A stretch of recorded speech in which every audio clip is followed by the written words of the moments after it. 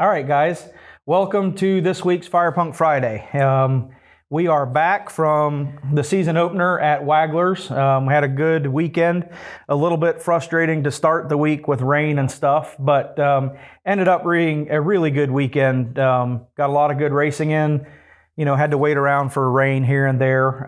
But lots of fun and really kind of started the season with a bang. Watching Derek Rose just obliterate everything is what it seemed like. So let's talk a little bit about the weekend and kind of what your highlights were of it, and just maybe some of the things that we worked through and some of the fun we had, maybe some of the after-hour stuff or whatever. So. Well, definitely it was a great season opener. We had a ton of fun. I think everybody that was there thoroughly enjoyed themselves. The environment there at Wagler's is very relaxed, it's a privately owned track by a diesel shop owner. You can kind of tell, like you go to some of the more official tracks, everybody's a little more stringent on rules. Here, Jeremy doesn't care if somebody gets a little rowdy and has a good time. So it's always a good time at that event. Even though it's kind of controlled chaos. Yeah, it helps too that it's out in the middle of farm country, and I don't think you have quite the sound restrictions and some of that kind of stuff. So really cool. Coming up to the place literally in the middle of the cornfield. Right. But Jeremy's definitely building a pretty cool place there. They've put a lot of effort into upgrading the place there, and we enjoyed our time. So. Well, I'd say highlights though. Overall, Derek Rose definitely set the world on fire, came out of the box and ran a 480 with a truck that he had just put together because he kind of took a break last year from racing and put a billet motor together and got it in the truck and comes out swinging. Mm-hmm. The four-wheel drive record was held by Rudy's, their four-wheel drive truck, this is all sub Pro Street weight, so it's not a Pro Street record. It's really kind of an unofficial record, but this is a diesel-powered four-wheel drive. And they had run a 480 with a 1, and Derek came out first pass, I think, ran 480 with a 6 or an 8. Yeah, with an 8. Throughout the weekend, just kept chipping it down, went from 80s to 70s to 60s to 50s and ended the weekend with a 444 at 171 mile an hour. Absolutely crazy. Every time that truck hit the track, we were just, your jaw was hanging and you were, but really, to finish it off, 441, that's crazy, or 444, but 171. Right. That's making some horsepower. That's 12 horsepower over, or 12 mile per hour over what Johnny going 159, I think. Right.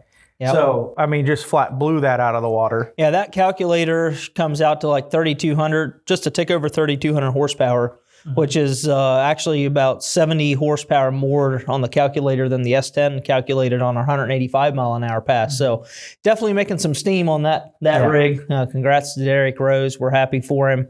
And basically dangled the carrot out there pretty hard because we're putting our old Pro Street truck together, was bought by Justin Ziegler to defend his UCC championship. Mm-hmm. And we're putting it together for Justin and going to hit the track here shortly with it. So we have some big shoes to fill to chase those kinds of numbers. Yeah. And I know we really want to do it, but you have to lean on your stuff really hard to make those kind of numbers. And you also don't want to break your engine in testing before UCC when you've got just 30 days left or something like that. So that is something that we learned this weekend is Derek really is going to make every UCC competitor chase that carrot pretty hard because he set the standard right all the way at the top. Yeah. Well, and the advantage we've had in years past with with UCC is we knew that we could come out and we could win, or we knew we were going to run and we were going to win the drag race portion. And that gets you, a nice little head start. And then you just need to stay within a spot or two on the dyno. And now it's we're chasing him from the word get-go is what it seems like. So it's going to be hard to keep up with him on the track, and it's going to be hard to keep up with him on the dyno. So it's definitely, up in the buzz and the expectations, and it definitely makes us scratch our heads a little bit are we bringing enough to the fight here? All right. Well, UCC is definitely going to be a different dynamic this year. They're allowing a 2-truck team. So it's always been the ultimate call-out challenge. Who can build the best, well-rounded Swiss Army knife, basically. But Because of that, there's very few people that can put the time and efforts into a truck that can drag race, dyno, and sled pull competitively on that level. It takes a ton of work, a ton of parts, a ton of money. So to increase the competitor range, they're looking at the Ultimate Callout Challenge, looked at the diesel industry and said, look, we've got all these fast, powerful race trucks out there, but none of those guys want to come play UCC because they don't want to sled pull their race trucks. So they said, if we can make this a team effort, they can substitute in a sled pull truck, and now we can have a fast truck that can go out and lay it down on the drag strip, smoke a big number on the dyno, and then they can have one of their best buddies that are good at sled pulling team up with them in the sled pull portion. So it will change the dynamic of what the Ultimate Callout Challenge originally started as, but it's going to make it an absolute bloodbath on the drag strip and the dyno because people are going to be swinging for the fences. Right.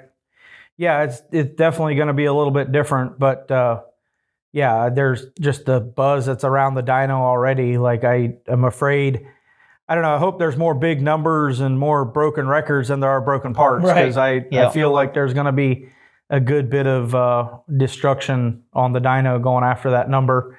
Like we had said before, it's kind of, you're playing that game of make sure you're not blow your engine up, but you gotta, you gotta hit it hard, hit it hard, fast. And you gotta keep the tire hooked up. And it's a fine line and a lot of things happening in a short window of time. Right. So, well, Chris Patterson in Texas was the first truck to ever lay down 3,000 horsepower on a chassis dyno, and that happened at the King of the Street event last fall. And there was, I know Derek Rose kind of questioned the number, and there was some internet uproar about that. So I know there was some friendly bantering, wagering going on. Ryan Milliken bet who wants, $1,000 that Derek will beat Chris Patterson by 500 horsepower on the dyno. Yeah. I think that's a pretty big bet. Because everything we've learned from a chassis dyno, there is only so much you can get through the tire to the roller. So I've got a couple thoughts on that whole thing. I don't know that everybody will agree with me, but I mean, the dyno that he did the 3,000 horsepower on is very different from the UCC dyno. Right.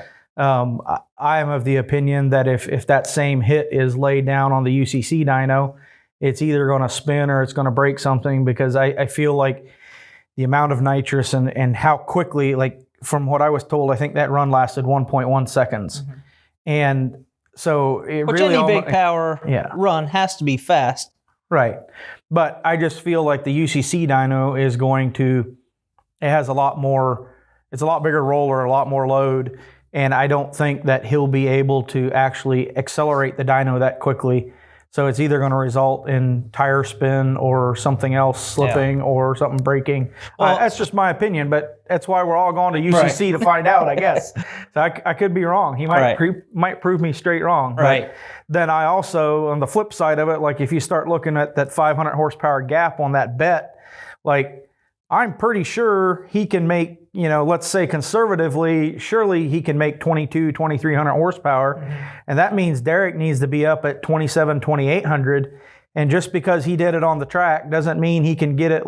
What's the highest number that's been made on the UCC dyno? It's right around 29. That 28. Is it made 2,900? But the day he blew up, did 2,920, I think. Right. Maybe it was right close to 3,000, and he went for a little bit more, and it resulted in it's going to be close. Right. It's I'm not sure which side I would wager my money on if I had to bet on that. I really want to see somebody do it. I mean, I have brought over 3,000 horsepower, proven over 3,000 horsepower to the UCC dyno when we did the Sigma motor, and we laid down 2,400 horsepower. But there's some variables there. Like we definitely saw, we had about 1,000 RPM worth of slip in the data log. So either the 48RE just simply couldn't hold that kind of a power hit, or the rim was spinning on the tire was spinning on the roller. I mean, there's so many different variables when you take that kind of a hit.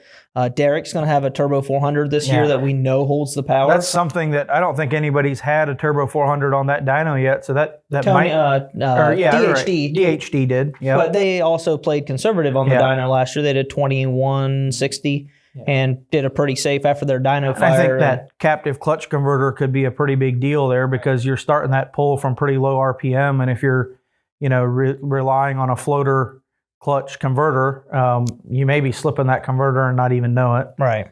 So it's going to be interesting. We're really excited to see what transpires at UCC because there's a lot of heavy hitters. You've got Justin McCormick. He bought the DDP truck from Donovan Harris. I think that's still a joint effort between them. Is that correct? I think Lenny Reed is involved. Yeah. I don't know. Lenny may still own the truck. I know Josh has the truck. He's putting a big power plant in it, and he's made some good power before, and Josh likes to play. The power-driven diesel crew will be back. I know they have a new chassis. I don't know if it's public, but they do now have, it is. they do have some things in the works that will not be as heavy as before. So you'll have to come and see what they bring to the table. I'm honestly not very well informed. I just have some birdies in my corner that tell me things. And then there's a ton of other competitors. I actually just asked this morning for a full competitors list. I was going to go over that today, but I don't have that full list yet. But there's a lot of competitors. The Burkharts, DHD crew, they won drag racing and sled pulling last year, but came up short on the dyno. So they ended up in second place last year? Yeah, I think so. Yeah. So if they put down a big dyno number, they're a competitor too, because that truck can run in the fours and they can sled pull extremely well.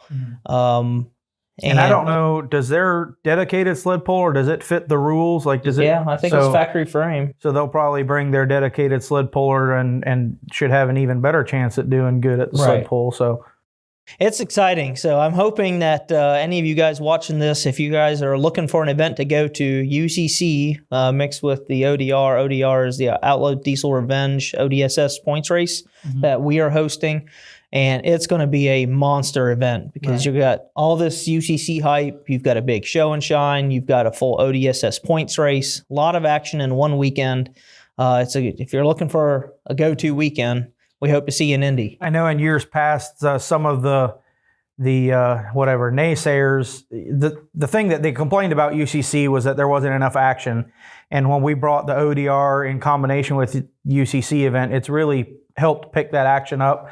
Friday still has a tendency to occasionally be slow if there's a track cleanup or something like that. But come Saturday, you've got the UCC dyno running alongside of all the ODSS action. And, there's pretty much nonstop action to watch there. But then they've brought enough other things in there between all the vendors that are there and the show and shine. Like, there's always something to do. And I mean, going through the pits and talking to people and seeing what kind of parts guys are slinging, that's always interesting for me as well. But it's always a really good gathering of people that you don't see very often. If they're in the diesel industry, they're going to be there. Everybody is there. We have with the DPI Expo, you pretty much have a PRI style of an event. Every vendor in the diesel industry is there. So you can talk to all your booths, all the vendors that you buy parts from. You've got the show and shine. And then Friday in the morning, we're doing test and tune. And that's for anybody. It can be a new guy. If you've never drag raced before and you want to race your diesel, I don't care if it runs 10 seconds in the 8th mile. You can race it at UCC, get your feet wet. There's people there, we'll help. There's a lot of other pro racers that will be willing to help you get down the track, teach you the tree, how to buy a tech card, all the ropes of racing. So we'll have, I think, 3 or 4 test session rounds. There'll be like a 30-minute to 45-minute window in the Friday morning to where if you're a new racer, you're an ET racer, 770 index, 670 index, they'll be open for testing Friday before noon. And then Friday afternoon, we're going to have 3 rounds of pro qualifying, all mixed in with the UCC truck elimination. So pretty much every half hour or every 45 minutes, I believe the UCC trucks will have a shot at the track to make a hero pass. So there should be pretty steady action on the drag strip on Friday. Yeah. I'd like to stress, like, there is a spot for everyone with a diesel vehicle to race. Like, anything from the slowest of slow to the fastest, the fast stuff. I know there's a couple guys that felt like they might fit between some classes, but I know there's been a few slight changes made in some of the pro class rules. But pretty much, if you have a truck that's fast and you want to run it, we will find a place for it to race. Right. and at one of the most iconic tracks that's out there. I mean, Right. IRP has got more history racing than most tracks there. So it really is a cool place. It's where you first put your truck on the track and talk about your, going 14 fours and your foot shaking like a leaf. And but it's a good time. So come on out, race your vehicle if you'd like, or, just sit around and soak up the action. So There's really a lot of good action that happens in the pits as well, and all spectators have access to all the pit areas. You can walk around, talk to all your favorite racers, any trucks you've been following and that you look up to. You're like, that's the truck that I saw that video that it's made me decide to build mine. Go talk to those guys, man. We do this stuff, and everybody loves when people come up and ask to look around, and everybody's really open to letting guys look around. Obviously, if they're during racing and they're working, you want to make sure that you give them their space where they can still make the next round. But our pits are always open, and guys want to come in and take a look around, take some pictures, come on in. And I think I can say pretty much all throughout the ODSS, all the pro racers are very open and welcome to letting guys come in their pits and ask questions. Talk a little bit about I guess, what it takes to put on an event like this. I know some people think that you put on an event like this to make a ton of money, but we have not found it to be that way yet. Well, everybody looks at attendance and they're like, oh, wow, 12,000 people times 50 weekend passes. Wow, what do they do with all that money? Well, for us, this was kind of doing it for the industry type of an event, because we had our own event here in Ohio in 2019. 2020 COVID hit and we canceled. In 2021, we were competing with the same dates that there was a No Prep Kings race right nearby, and we didn't want to compete. That's why we ended up joining it together, because we're like, all the teams from Florida and Texas and out west, I didn't want to have to make them choose between coming to UCC and coming to the Firepunk event 2 weeks apart from each other. So why not combine the two events? Everybody can travel to one event and have one big event. But the problem that poses for us as an event host, as the drag racing side of things, is that all the vendors have already put their money into the Ultimate Callout Challenge and the DPI Expo. They bought their pit space. And generally that's how a promoter will pay for their event, is by getting sponsors to come in and having them set up their booth, and you take some money and it knocks off the cost of the event. So instead of this year, UCC and us have decided that everybody who can buy a weekend pass and use the Firepunk coupon code. So if you go on the website and you check out with the coupon code Firepunk, that will fund a little bit towards the racing portion of it. And that helps us cover our ODSS payouts, golf cart rental, staff, all the expenses that go in it. Last year, I think we ended up losing right around $16,000 on the event, which is not what we want to do in an event. The goal is just to break even. But so we're hoping we can promote this enough this year that enough people can buy tickets through the Firepunk code that we can cover our costs. So if you're into racing and you want to come to this event, you get a great event, and you can have a ton of fun. Spread the word, tell your friends, and really the three things that would help us out in trying to break even in this event. One would be using the Firepunk code on the website when you buy your tickets. Two would be buying a VIP pass if that's something you're interested in. We have 2 suites up in the top of the tower, air conditioned. We have lunch there every day, and it's probably one of the best views of the track. It is really cool because it's the top floor of the Indy Tower, and so each room holds 50 people. And I don't think, a lot of people come and go. I don't think last year there was more than like 20 people in a room at a time. So there was a lot of space.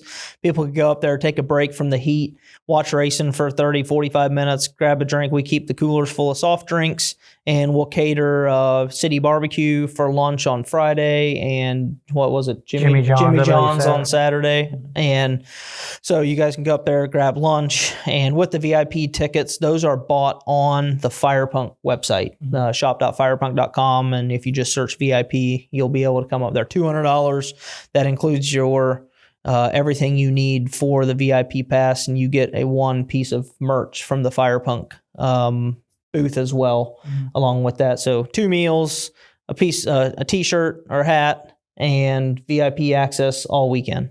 Yep.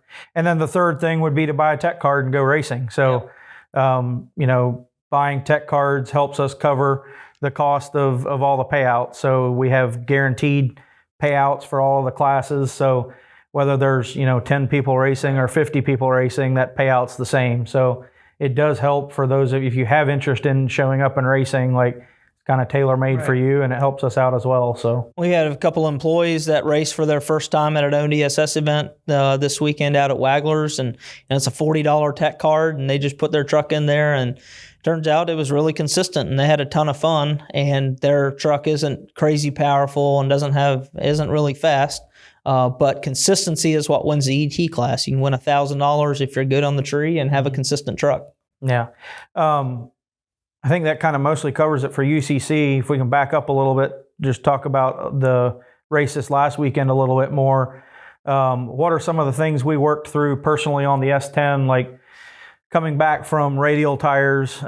We learned again this weekend that there's always, doesn't matter how many notes you take, there's always things you seem to miss in getting that set up back right. So, man, I tell you, like we have a note of all our shock settings, pictures of our bar settings, and we changed our ride height. We thought we had all our shock settings. Man, we did not have it all, and get it all back together. And it's such a small window of what works when you're putting that kind of power down on the line. It feels like we kicked the tires, 4 times before the 5th time I think we got it to go down. Right. Man, it's frustrating. You've got this huge tire, you've got a truck that doesn't weigh that much. How hard can it be to get to go down the track? And you're comparing data from last year, and then we figured out what we jetted up our nitrous kit on kit 1 down at when we were on radials. And so we also put figured out back. that our external dump was stuck between 2 settings. Yeah. And so our converter pressure coming off the line was way high. So the converter was way too efficient. We wasted 2 passes doing that. That was just something from installing the trans back in, because we had to pull the trans to change the torque converter stator. It gets bumped. You don't even think of it to check it. It's in the logs. If we just look at it, we would have seen it. Yeah, but, it took us 2 logs till I found it. There's so many different things to look at on logs. Like if you don't make an effort to look at a lot of different stuff and, try to be thorough about it, you easily miss that kind of stuff. So, but I guess it wasn't really till Saturday morning that we somewhat got our act together totally. Saturday morning was just a cluster altogether, and really a lot of it was my fault, because when we changed front wheels going from the radials back to the big tires. We have a 15-inch wheel with, I think, a 22-inch tire on it versus a 24, 26-inch tire. Pretty much has to do with ride height, getting the truck to sit level. And when I changed wheels back, I didn't pay enough attention to the condition of the brakes and completely missed the fact that we were way low on brake pads. And then I think Friday we had noticed it, and once again, we couldn't find any on the trailer, but then when we got those other parts out, we forgot to even mention something to bring those along. So we ended up Saturday with metal on metal after the first pass. Larson was like, the thing was making horrible noises and it was sketchy. So we looked around, couldn't find anything, and then it kind of came down to it where we needed to figure out what we were going to do, and Larson didn't feel safe racing it without brakes. I said, well, we'll figure something out, and I started getting a little bit desperate. I knew that Derek had TBM brakes, but he has a 4-piston caliper and we only have a 2-piston. So his pads are literally twice the size of ours. They're about the same thickness and everything. So I started thinking, I was like, well, this is kind of my last chance of trying something. So I actually went and took his and went up to the Wagler's. His spare set. Yeah, his spare set. Yeah, we didn't take him off his truck, but he had 2 slightly used pads. And so I just went and literally traced my caliper on it and took a cutoff wheel and cut the things down and drill some holes in it for the pins to hold it in place. And sure enough, of course, at this point, ProMod had been called already, and we were still trying to grind on these things because I had made them a little bit too wide, and it was just... Q2 was a push to make it was a disaster. Yeah. But we got it up there, and then through that whole disaster, we had talked about changing our first kit nitrous back because we had upped our first kit nitrous at lights out quite a bit. And we just decided, we really need to dial it back and make sure we get this thing out of the hole. Well, so we get up there, and I'm all of a sudden, we're next in line, and I'm like, Levon, I totally forgot to take nitrous out in this whole brake fiasco. So we ran back and got the computer. We're going to hopefully get a quick flash in it. Well, and then I think royalty broke right in front of us. They So broke the rear end. that kind of gave us time we actually did have time to change nitrous jets and do the flash that we wanted. Right. And then the thing went right down Broadway, and, we ran, I think, 3 or 4 430s passes right back to back. So wasn't really, anything record breaking, but it took us long enough to get the front part of the track figured out that we never even turned on lockup. Right. Didn't turn it up. We ran 400 cubes. We were just kind of playing conservative, wanting to get through the weekend. We were racing our opponent. As long as we had enough, as 430s would cover the opponent, then we were going to leave it there, and that got us through the weekend. And he didn't mention, but we had a running truck on Saturday night or on Friday night, and on Saturday morning we woke up and the starter turns the engine like half a revolution and spins. And here the starter had rolled over the teeth and wouldn't start the truck. So we had a spare starter, pop a spare starter on it, and it was fine until... No, this was Friday morning. Yeah. This was Friday morning when it was broken. And it was fine until Friday night. We go to start it, and it does the same thing. It does the same thing. And so we pull the starter off, and here the teeth on the flex plate are chewed up because they were tore up from the starter in the beginning. So long story short, we had Dennis Hicks, one of our guys, come over to the shop from here and ran. They were out there by 6 a.m. Saturday morning, and had to pull the trans out, change the flex plate, change the starter. And it was like we had starter, flex plate, and brake problems. Yeah. It's like all the things that you never even think of. But those were the ones that fought us this weekend. But. Yep. Yeah, so that kind of covers it. I guess we were talking a little bit about, being comfortable running 430s. We did go to the finals, and we weren't 100% comfortable. We were relatively comfortable, but Derek running that 444 in the pass before, definitely, if we'd have bobbled one little bit, it would have been game over. So that keeps you honest. Yeah. You got somebody that's going to run within a tenth of you. You really have you got to be on the tree, and you got to make sure you run your number, because if you got to pedal it, that's how Derek beat Ben. Ben was out him on a little bit, but he had to pedal it because it started rattling the tires, and Derek drove around him. Yeah. Another thing I'll mention that I really enjoyed this weekend, it was really good to have Ralph from TVC back. Yep. Last year we didn't have them there at all because of COVID budget cuts, I guess you would say. So having them there to do track prep was really nice, and knowing that we'll go from track to track this year, having good, consistent track prep is really nice, especially, he kind of knows what we need and does really good in getting the track in shape for that. He does a good job of keeping the track the same throughout the day. As the temps go up, it's pretty close.